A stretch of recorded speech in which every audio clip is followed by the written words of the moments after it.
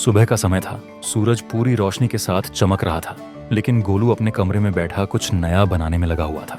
उसकी मेज पर पाइप, बैटरियां, तारें और कुछ छोटे छोटे रॉकेट बिखरे पड़े थे। बस हो गया तैयार, गोलू ने जोश से कहा और चमचमाते जूते उठाकर बाबर की ओर बढ़ा।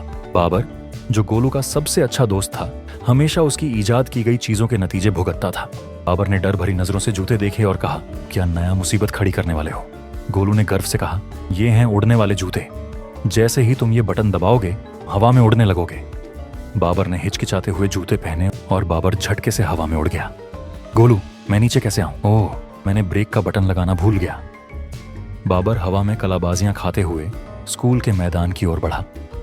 पहले वह एक पेड़ से टकराया, फिर सीधे स्कूल की छत पर जा पहुंचा। बाबर बहुत डरा हुआ था। वह नीचे आना चाहता था, लेकिन जूते बंद नहीं हो रहे थे। आखिर में मिस्टर रफीक के ऑफिस की खिड़की से अंदर जा घुसा। ये क्या हो रहा है? मिस्टर रफीक स्कूल के सख्त टीचर थे। गुस्से से बाबर को घूरते हुए बोले।